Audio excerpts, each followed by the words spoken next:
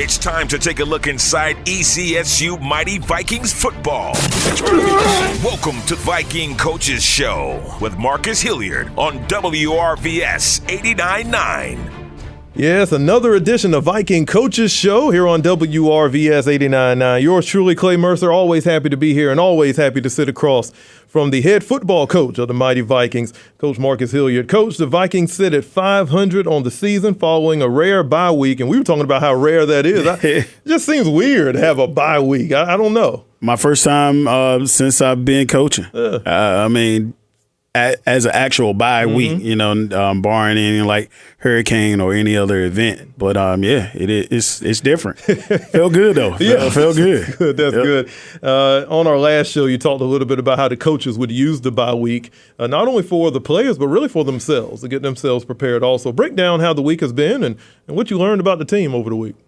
Just a time for reflection and to reevaluate some things that maybe we're doing well or maybe we're not doing so well. Just trying to see how we can get better. Maybe add some wrinkles into what we're doing. Still practice though. We still practice like it was a regular week, and just gave us a chance to kind of recharge our batteries as coaches. Yeah. It's always great. I charged the coaches this week. Do something that can make you better as a coach this week. And so that was the charge, and that's what we tried to do for the bye week. It's also about chemistry, I guess, for the coaching staff. I mean, you all still got to work on week to week. It just seems like you are trying to just add little wrinkles to make your coaching better. And I think you bye week probably worked just as well for the coaching staff as it did for the players. Yeah, it's the same for us. And it also gave us an opportunity to watch other teams and see where we stack up against the other teams in our league and actually, because you're playing, everybody's playing at the same time, so you never get a chance to actually see the other game. So you got a chance to kind of see other teams compete, and that was just refreshing for me, just seeing where we are or how we stack up in the conference. Yeah, and with it being a bye week, I'm glad you brought this up. Obviously, Livingstone played, and you did not. Was it a situation where all of the coaches kind of sat and put a lot of emphasis on watching that game, or was it just more of an individual check it out and see what we can do? More of an individual thing, because, you got some coaches that were watching Livingstone. We have film on them anyway, but it's good to see the game that they played this week. You got our other opponents that we got to play as well. So, one coach would watch the Livingstone game, another one watch a Union, the other one watch Virginia State. We just watch all our opponents. So it gave everybody an opportunity to kind of see, okay, this is what they got. And you hear about them and you see those guys as player of the week, but you actually get to see them real time. Yeah. We talk a lot about film that the coaches look at. Do the players, some of the student athletes, also step up and say, especially during a bye week, Coach, let me look at a little bit of film on my own and let me see what I can take from it? Yeah, we get a lot of players. We got players over there now that they are trying to be students of the game. So they want to invest more time as to how they're getting better, watching tendencies, seeing what teams are trying to do to other teams, seeing who the best guys are. Seeing if the guys, because they're on social media, they know, they talk. Some of those guys some of their friends are on the other team. And so for them, they're looking at, let me see what he's going to do. Yeah. So it gives them an opportunity as well to get better and be a student of the game. And, it's like I said, it was a refreshing week for everybody.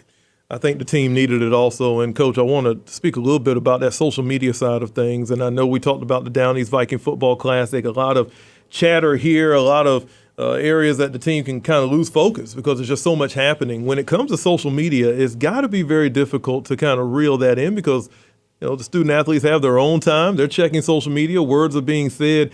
How much of an emphasis does the coaching staff put on making sure that not only you kind of keep that social media interaction decrease that, but also, the etiquette of social media and making sure that the players do what they need to do there? Yeah, I just always tell the guys, be professional.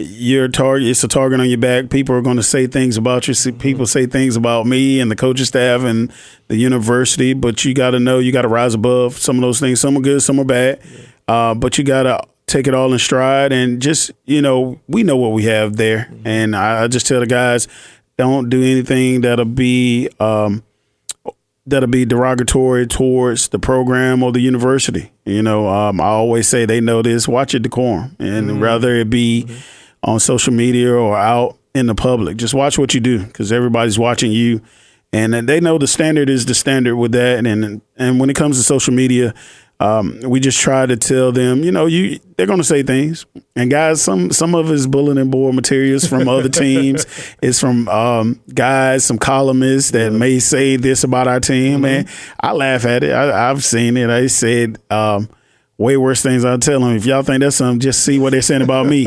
And so you got to be able to take it all in stride and not let it bother you and just continue to do the work. Yeah, I love that, man. And I think the student athletes, again, they grow from this. Again, they're professionals. They're becoming professionals at this point. So that's going to be something that's going to stay with them for a long, long time. Coach, defensively, the Vikings held opponents to an average of 8 points per game during those first 3 games, especially of the season. And we knew the competition would be a little bit stronger at the Down East Viking Football Classic. And Fayetteville State was obviously able to put up 31. But there just aren't too many teams in the CIAA like the Broncos and kind of what they bring to the table. Aside from that, how concerned are you about what the Vikings defense have been able to do going forward? I'm very confident at what they do. I'm very confident at kind of where they're going. Mm-hmm. I mean, they want to be great, and they have worked tremendously to make sure that happen. And so I'm not concerned at all. It's us versus us. We just take that mentality where despite of, you know, we're not moving the ball, we're not scoring points, we're not going to let them score. And I challenge them all the time. If they want to be a number 1 ranked defense, you can't let the opponent score. If they are stopping our team from scoring, I mean, we're just as good, so we have to do the same. So just challenging them and just making sure that, you know, as a defensive guy, just keeping their mind focused on the task at hand and not letting any outside forces or anything, any first downs, or they may be moving the ball. Hey, let's go. We're good. A bend but don't break mentality. That's right. Cold Blue has been really, really strong, especially the first 3 games of the season. You previously emphasized on the offensive side of the football, we want to emphasize the run game. We want to run. And the expectation, I think, from a lot of people heading into the beginning of the season was your preseason All-CIAA back, Zechariah Adams-Duxon, would kind of lead the pack.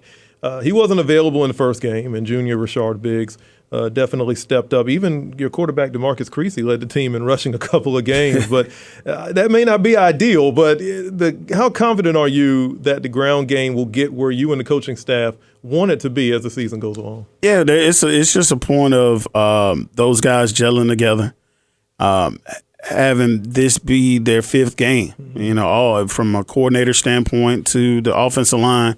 It's totally revamped. So timing has a lot to do with football and just getting repetition, you know, and we're getting the reps, and you're going to start to see those guys going to be able to come around and just drilling in them. This is the play, and emphasizing not missing any blocks and making sure we executing. So not concerned at all. I'm waiting like everybody else. Let's go ahead and get this rolling. But definitely confident that we'll be able to be better in our rushing attack. Yeah, definitely, and it'll help out Creasy. And I want to speak on him for a moment. Your true freshman quarterback. You became QB1 after a fierce battle for that position. And we talked a lot about that before the season really got started. And once the season started, obviously the team made the choice to go with the experience of Chase Williams, and that changed over. First, I wanted you to speak a little bit about how that transition kind of impacted the team when it went from Williams to Creasy. I think the team kind of accepted it. With our team, man, it's just like whoever's going to put us in a position to win the game. Got man. it. We that's what we are. That's who the guys I have. Yeah. They don't care who it is. But Creasy was able to step up. And like I said, we're still, believe it or not, we're still in a QB battle because, like I said, he's still young and he still has some ways to go, even though he's done some great things for us. But, you know, again, we still have Chase and we have Kofi, man. Kofi Kwa that, you know, coming out of spring, I thought he would probably be the starter, you know. And so I'm very confident. I like how that room is shaping up, but with DeMarcus, man, he just brings an element. Like I said, he's a dual threat guy, and just getting him to settle down. You got to take the good and the bad with him, but definitely proud of what he's becoming, and just making sure we're developing him to be the guy. But I like the room. I definitely like the room, and there's still competition in the room. So with Creasy, we talked about him being a dual threat. When you look at the other quarterbacks on the team, what are some of their strengths that you see? I know they kind of all bring something different to the table. Yeah, like I say, believe it or not, with Chase, he's veteran leadership. He has a command of the room. You could just tell, and he's still a young guy, but he's been in. We had to throw him in the fire early. With Kofi, he's a transfer guy that he understands the offense, and he's going to always make the right play. He's not going to try to force anything. He's going to always make the correct play, and he's a very, very coachable young man. And yes sir, no sir. He's always going to be. He displays leadership characteristics. From Noah, he's a guy that I call him a Swiss Army knife. He's our holder. Now he's the signaler. He can do a lot. He can do a lot of things, and he understands the offense. And we're not afraid if it gets to that point where we have to play him. We still feel good about his command and how he understands the offense. So all those guys, man. And like we said about DeMarcus, he's the lightning rod. He can run, he can throw. So I like the QB room, man. I'll take that QB room over anyone that we have in the league. I like it. It sounds really good. And I want to speak a little bit more about Creasy and how his freshman campaign has gone so far, which it's been a good season so far for him overall. He picked up CIAA Freshman of the Week honors following that 186 two-touchdown performance against Erskine. There's obviously been growing pains, and you've talked about that, show after show. But again, you spoke about this just a few moments ago. You have to feel good about his trajectory. Yeah, he, like I said, man, he's still young. He makes mistakes. I mean, that's just what happens when you play a true freshman. Yeah. They're going to make some mistakes. You got to be able to live with them. He's grown. He understands. And one thing about him, he doesn't make a lot of excuses. He owns it. If he does wrong, he owns it. And I like that about a guy that just says something about his character. Still got some things, still got a little growing up and maturity that, he has to do. But overall, from a football standpoint, man, I just like the energy that he brings when he's on the field. Yeah. You have to account for him. And at the end of the day, when you got to account for the quarterback, you always in the +1. So just like some of the things that he's doing, and we'll continue to develop him and make sure that, he's getting what he needs from us and making sure we're leading him on the right path. We talk about the 3 phases of the game. We spoke about offense. We talked a little bit about the defense. Special teams is something that I think a lot of people were excited about early on. We're able to get 3 points if necessary. Speak about how happy you are that we're able to kind of lean a little bit more on that, because, again, when you get in that red zone, you want to come away with something. And I'm sure as games have gone on, you're feeling more and more confident about it. Having a bye week, you like I said, you were able to watch some teams. In 2 of the games particularly, especially the Lincoln game and the Winston-Salem game, special teams blunders happen. If you look at the Winston game, I think it was 7-7 at one point, and maybe in the second quarter, and they are going to punt the ball. The long snapper snaps it over the punter's head. Winston gets it at the 3. They score. That breaks the game open. Even in the Lincoln-Livingstone game this past week, Livingstone's up 15-14. It's fourth down for Lincoln. They can win the game. I think it's like 40-something seconds left. And they try to attempt the field goal. And the holder bobbled the snap, and they were not able to get the kickoff. So special teams can win or lose you 2 to 3 games every year. Gratefully for us, our special teams have been on point. We haven't had a air snap, knock on wood, and we've been able to get some points when we got in the red zone. And that was one of the things that from last year that we just weren't able to do. So this year, that was the goal, coming in, making sure we recruited a kicker that was able to knock some down. And we still, again, we're not perfect. We still got some things we got to do. Those guys are young. We have a true freshman kicker. That's right.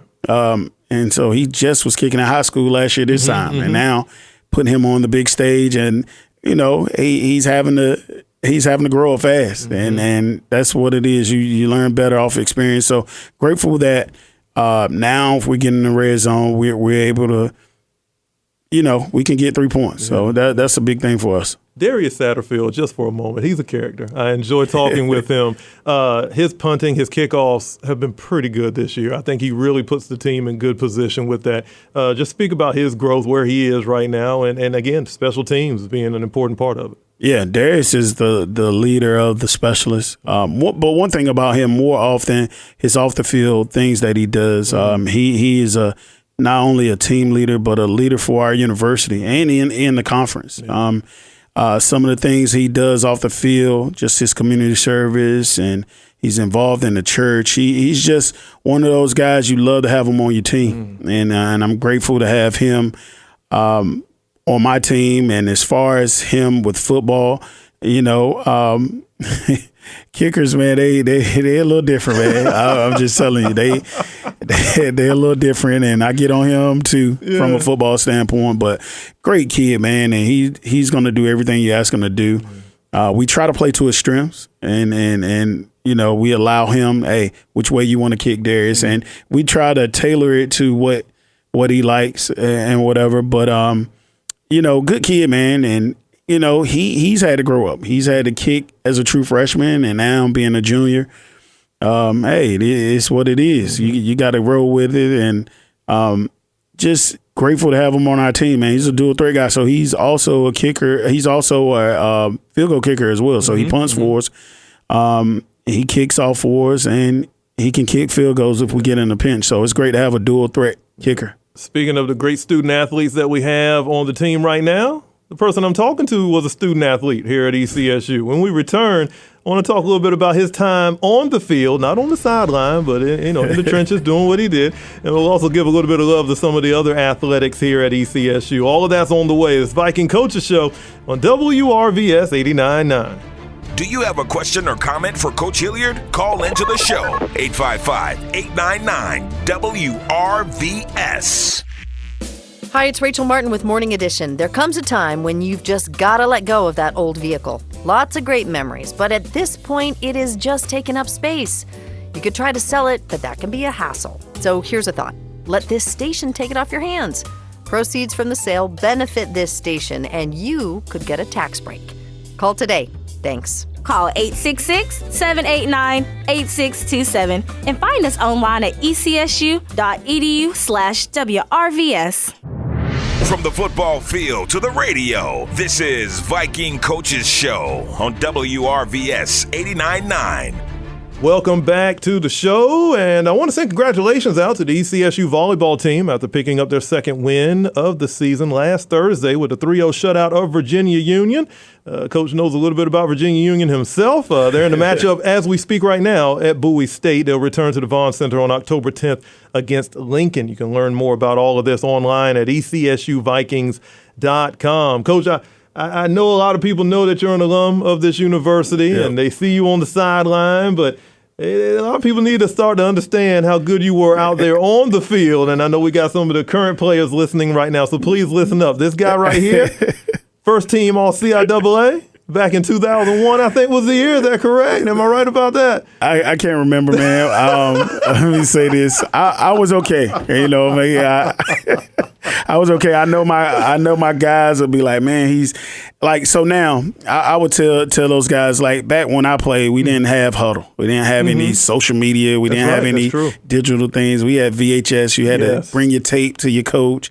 I don't even think we had DVD was like real relevant at that point.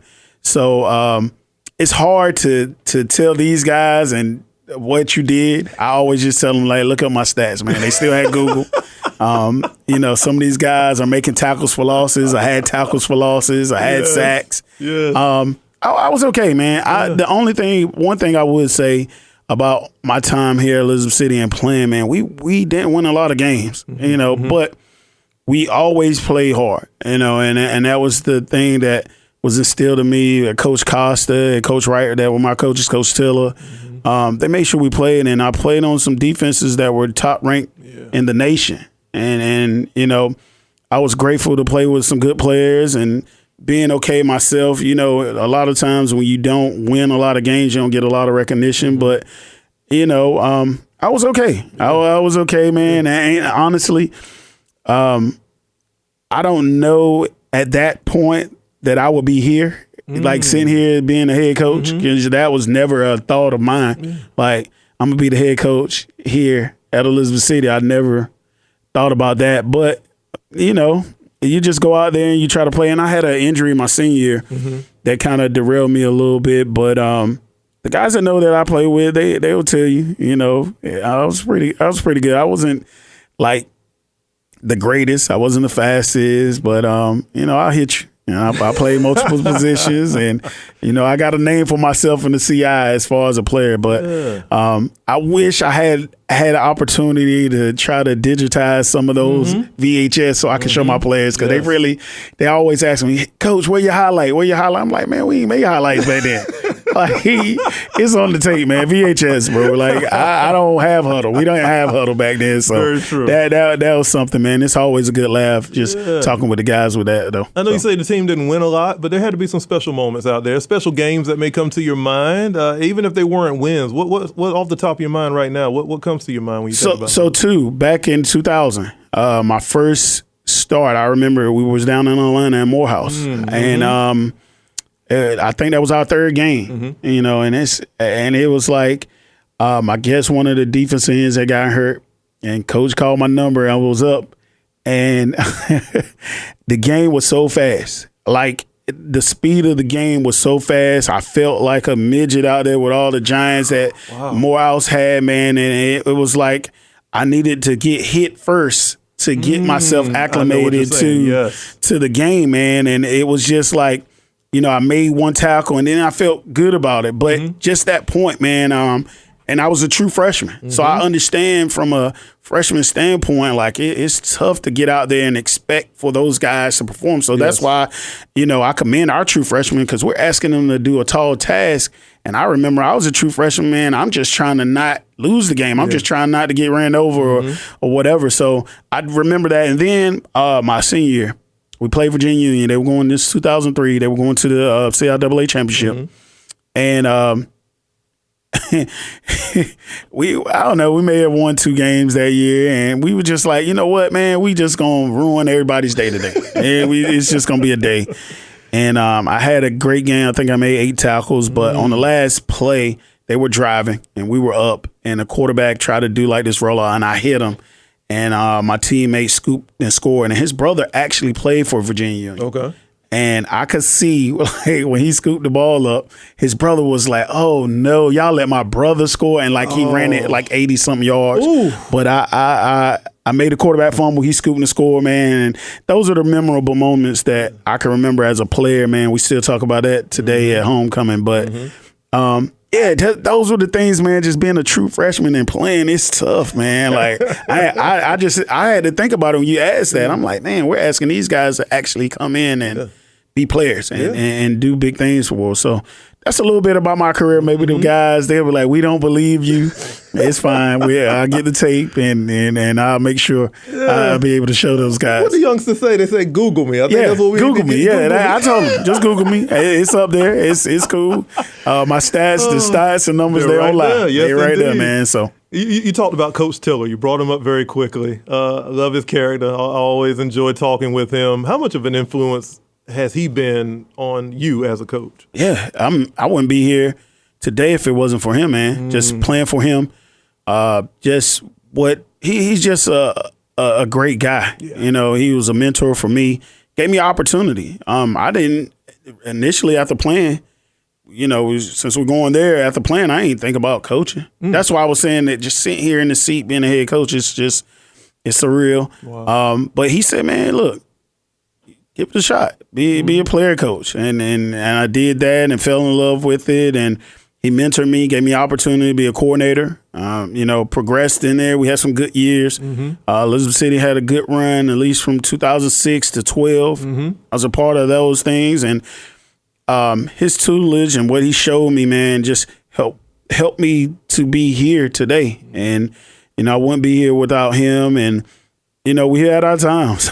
We had our times, man. Tilla would say some things, and but he taught you how to be a professional, and I think that's one of the biggest things that I've taken from him and everybody on that staff. And now that you look at it under that staff, we've had some head coaches on that staff. Whether it be Coach Gillis, Coach Parker, Dr. Parker, me.